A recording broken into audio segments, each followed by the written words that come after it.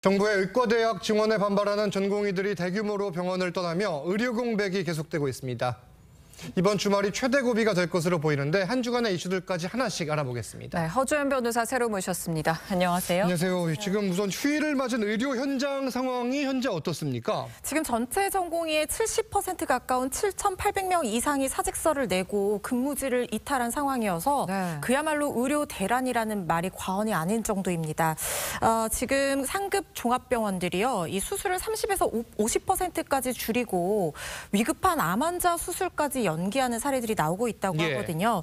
특히 아까 리포트에서 보신 것처럼 이 서울의 이른바 빅5 병원들은 지방에서 치료를 받기 위해서 위급한 환자들이 올라오는 곳이에요. 그래서 이 병원 주변에 숙박을 하면서 치료를 기다리고 있는 상황인데, 이렇게 이 장기간 이런 사태가 계속이 된다고 하면 내려가지도 못하고 계속 있기도 어렵고, 비용도 비용이지만 이분들 가족, 환자들의 생사가 왔다 갔다 하는 그런 상황인 거잖아요. 그래서 속만 타들어가는 그런 상황이라고 볼 수 있을 것 같은데, 지금 정부가 보건 의료 위기를 심각 단계로 올린 지 맞는 첫 주말입니다. 빅5 병원 응급실이 포화 상태라고 합니다. 지금 전공의들 빈자리를 전임의와 교수, 간호사들이 메우고 있지만 2차 병원에도 이 여파가 가세가 되면서 이 환자들이 몰리고 있다는 거예요. 그렇다고 하면 남은 인력으로 전공의들의 빈자리를 메꾸는 것이 한계가 올 수밖에 없고, 의료 대란을 넘어서서 정말 심각한 위기 단계가 올 수도 있다는 그런 얘기들이 나오고 있습니다. 오늘 또 오후 2시에 대한의사협회가 향후 대응 방안에 대해서 비상회의를 열었다고 해요. 네, 지금 아마 회의가 진행 중인 상황일 텐데요. 선배격인 의협에서 사실 그동안 처벌 가능성을 낮추기 위해서 전공의들의 개별 행동이다라고 얘기를 하는 등 뭔가 지지하는 목소리를 내고 있는 상황에서 오늘 전국의사 대표자 확대 회의가 열리는 건데요. 2020년 이 공공의대 신설과 의대 증원 문제로 또 한 번 비슷한 사태를 빚었을 때, 그때 전공의들은 계속해서 행동하고 싶어 했는데 의협 집행부에서 이 상황 종료를 선언을 하면서 혼란을 빚었었거든요. 그렇게 집행부에서 마음대로 종기를 정하는 이런 상황을 막기 위해서 아예 그냥 전체 집단행동의 시작과 끝을 전회원 투표로 정하자, 뭐 이런 내용에 대한 논의가 진행이 될 것으로 보이고요.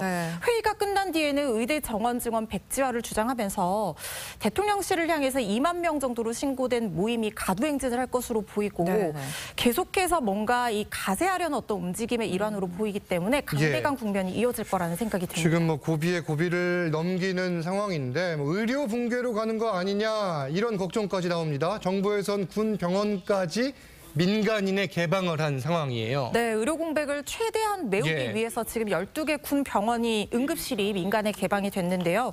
지금 국군 강릉병원, 국군 수도병원, 또 국군 춘천병원, 또 해군 포항병원, 여기 창원에 있습니다. 그리고 공군 산하인 충북 청주시의 공군 항공우주의료원이 지금 민간에 개방이 되어 있고, 어제 정오까지 민간인 32명이 치료를 받았다고 하는데 이걸 모르시는 분들이 많아요. 그래서 이렇게 어떤 의료 공백을 메우기 위해서 치료를 받을 수 있는 시설을 좀 안내를 하고 홍보를 하는 것이 필요할 것 같다는 생각이 듭니다. 구체적인 안내가 필요해 보인다는 지적이 나오고 있고, 다음 소식으로 가보겠습니다.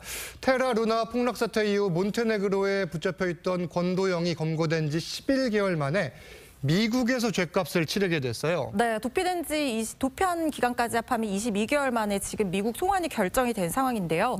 범죄인 인도 기준을 살펴보면 일률적인 것이 아니라 뭐 범죄의 중대성이라든가 이 범죄인의 국적, 또 송환 희망국이라든가, 또 어떤 나라에서 인도 요청을 했는지, 그 송환 날짜가 뭐가 앞선지, 어떤 나라에서 먼저 송환 요청을 했는지, 이런 것들이 종합적으로 판단이 되거든요. 이 사건 같은 경우에는 한국이 먼저 했다, 미국이 먼저 했다, 이렇게 보도가 엇갈리고 있는 상황입니다. 그런데 지난 2월에 한번 미국으로 송환 결정이 난 이 하급심 법원의 판단에 대해서 상급심 법원이 이유가 불분명하고 송환을 요청한 국가에 대한 판단이 이루어지지 않았다, 누가 먼저 했는지 미국과 한국 중에서, 그 이유로 한번 파기환송이 됐었어요. 그리고 나서 다시 판단을 받아서 이번에 미국으로 또 결정이 난 거거든요.